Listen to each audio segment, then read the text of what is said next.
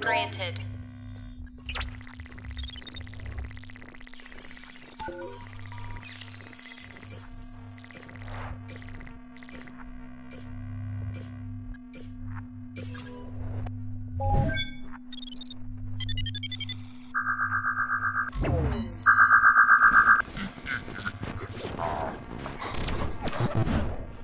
Assalamualaikum warahmatullahi wabarakatuh. Saya Nurul Azika dengan NIM 122-10284 beserta teman-teman saya yang pertama ada Tia Anggerti dengan NIM 122-10231, selanjutnya ada Fortunata Mulyanti dengan NIM 122-10262, selanjutnya ada Muhammad Saleh dengan NIM 122-10388, dan yang terakhir ada Dio Adika dengan NIM 122-10367.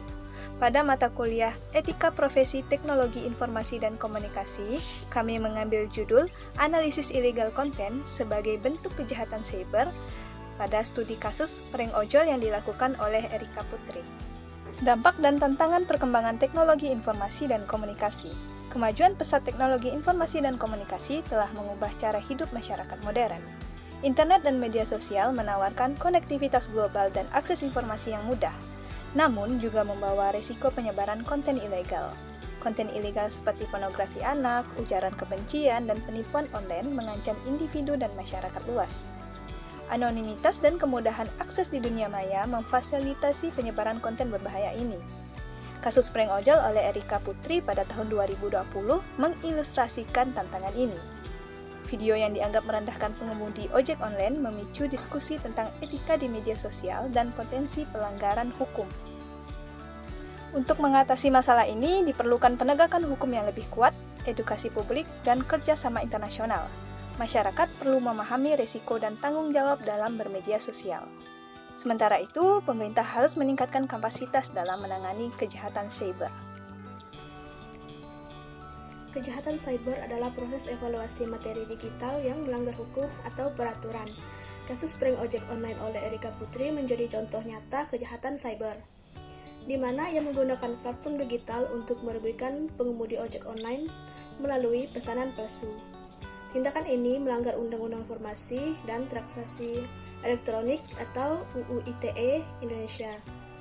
Tujuan analisis ini adalah mengidentifikasi pelanggaran hukum, mengkaji dampak negatif, dan merekomendasikan tindakan penegakan hukum serta pencegahan.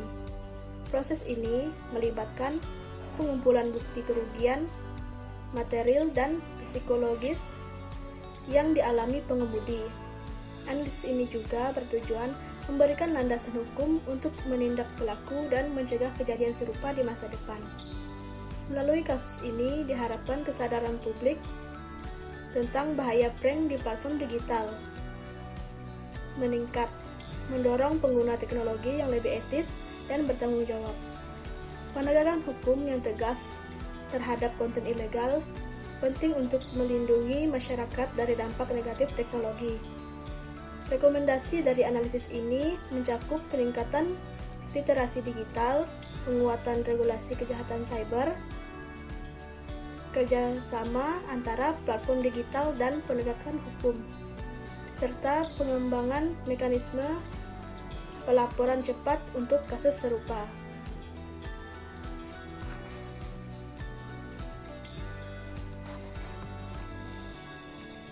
Konten ilegal mencakup berbagai bentuk materi digital yang melanggar hukum atau norma sosial, termasuk konten yang mengandung unsur kebencian, diskriminasi, atau hasutan berdasarkan ras, etis, agama, disabilitas, atau orientasi seksual. Jenis-jenis konten ilegal meliputi pelanggaran hak cipta seperti pembajakan perangkat lunak atau karya seni, konten terkait aktivitas kriminal seperti penipuan dan perdagangan barang ilegal, penyebaran informasi rahasia atau data sensitif, serta konten yang mempromosikan terorisme atau kekerasan ekstrim.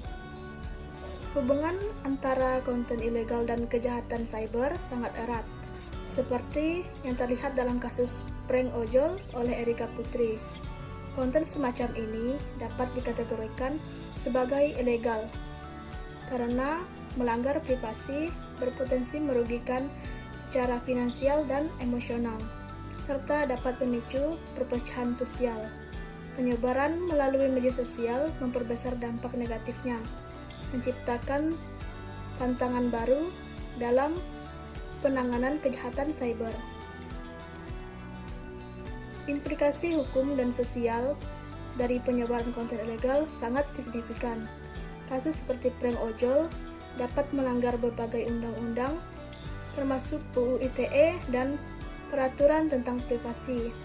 Dampak sosial meliputi potensi pemicu konflik dan ketegangan dalam masyarakat, terutama jika konten mengandung unsur diskriminasi atau pelecehan.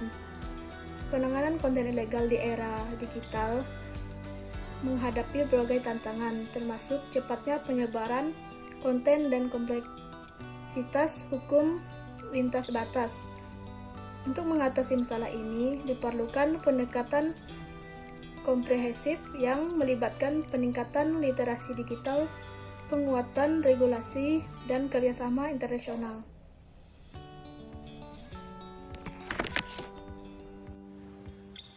Siber dan konten ilegal. Siber mencakup berbagai kegiatan kriminal yang dilakukan melalui teknologi komputer dan internet, termasuk pencurian identitas, penipuan online, dan penyebaran konten ilegal. Pelaku kejahatan siber sering menggunakan teknik canggih seperti jaringan anonim dan enkripsi untuk menghindari deteksi. Penanggulangan siber memerlukan kerjasama internasional, peningkatan teknologi deteksi, dan edukasi publik. Pinjaman online atau pinjol ilegal adalah contoh spesifik dari konten ilegal. Ciri-cirinya meliputi bunga sangat tinggi, penagihan dengan cara ilegal, operasi tanpa izin resmi, dan penyebaran informasi palsu. Pinjol ilegal dapat merugikan konsumen secara finansial dan mengancam privasi data pribadi. Untuk menanggulangi masalah ini, pemerintah perlu menegakkan peraturan ketat dan memberikan sanksi tegas. Edukasi masyarakat tentang ciri-ciri pinjol ilegal dan cara melaporkan aktivitas mencurigakan juga penting. Upaya bersama dari pemerintah, penegak hukum, dan masyarakat diperlukan untuk menciptakan lingkungan digital yang aman dan bertanggung jawab. Teknologi juga memberikan kebebasan kreatif dalam produksi konten, seperti yang dilakukan Erika Putri dalam video pranknya. Namun, kebebasan ini harus diiringi dengan tanggung jawab untuk memastikan konten tidak merugikan pihak lain. Kasus ini juga menyoroti bagaimana TIK mempengaruhi pembentukan opini publik melalui media sosial. Teknologi memfasilitasi interaksi antara pengguna, namun penting untuk mempertimbangkan etika dalam penggunaannya.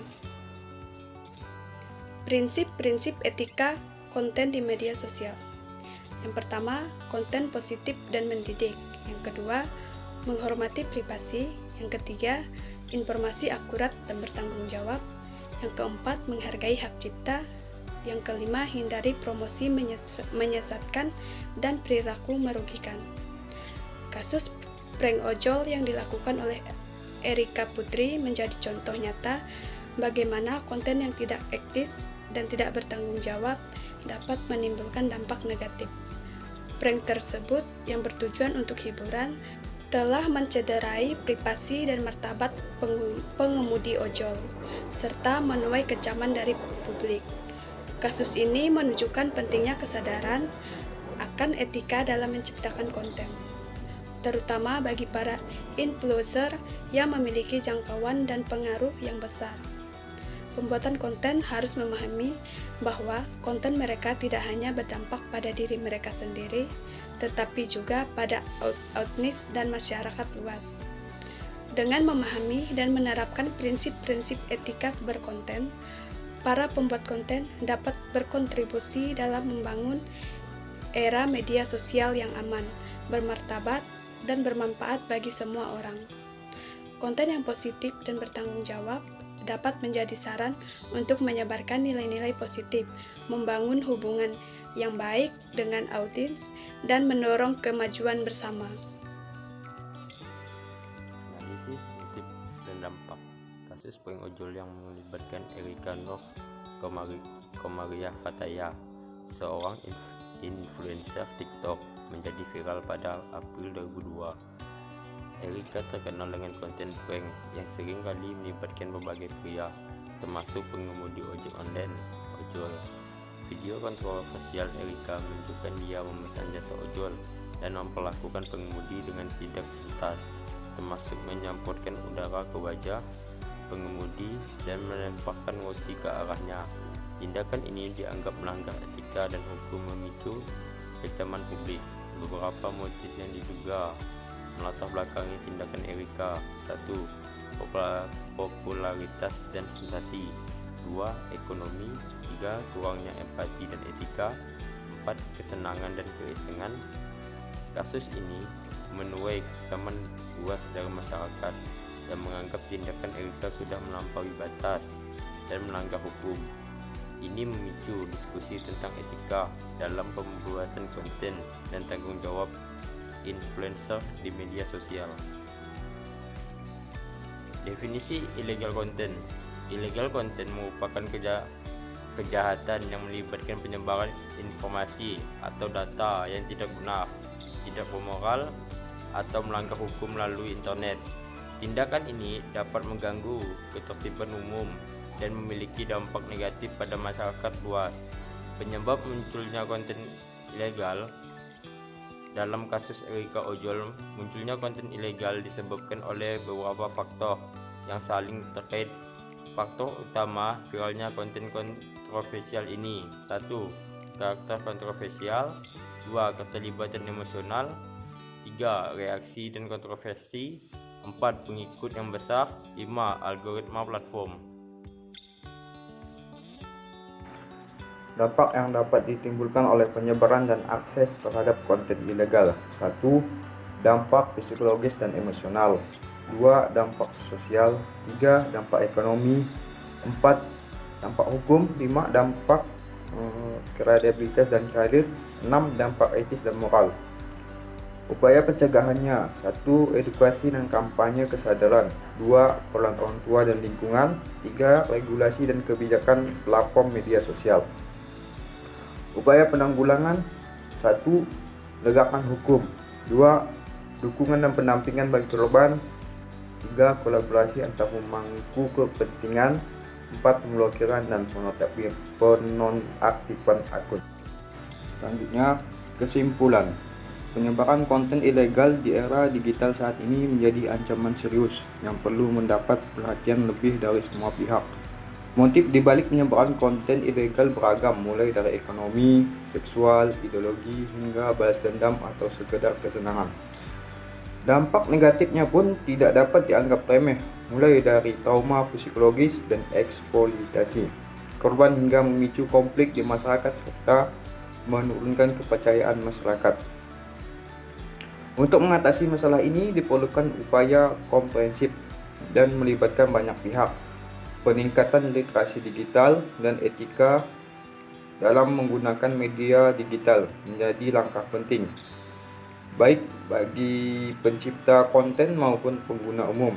Pemahaman tentang batasan-batasan hukum maupun sosial dan prinsip-prinsip etika dalam dunia digital sangat penting untuk mencegah penyebaran konten ilegal. Penegakan hukum yang tegas dan konsisten terhadap pelaku juga harus dilakukan dengan memberikan sanksi yang setimpal agar memberikan efek jera. Di sisi lain, pemerintah dan otoritas terkait perlu mengembangkan regulasi yang memadai dan selaras dengan perkembangan teknologi untuk mengatur dan mengawasi konten dunia digital. Upaya pencegahan dan pembatasan penyebaran konten ilegal juga membutuhkan kolaborasi dari berbagai pihak seperti pemerintah, industri, organisasi masyarakat sipil dan masyarakat umum. Pemanfaatan teknologi seperti kecerdasan buatan, pembelajaran mesin, dan analisis data juga dapat membantu dalam mendeteksi dan memblokir penyebaran konten ilegal dengan lebih cepat dan akurat. Kampanye dan sosialisasi kepada masyarakat tentang bahaya dan dampak negatif dari penyebaran konten ilegal perlu terus digalakkan untuk meningkatkan kesadaran dan tanggung jawab dalam penggunaan media digital. Assalamualaikum warahmatullahi wabarakatuh.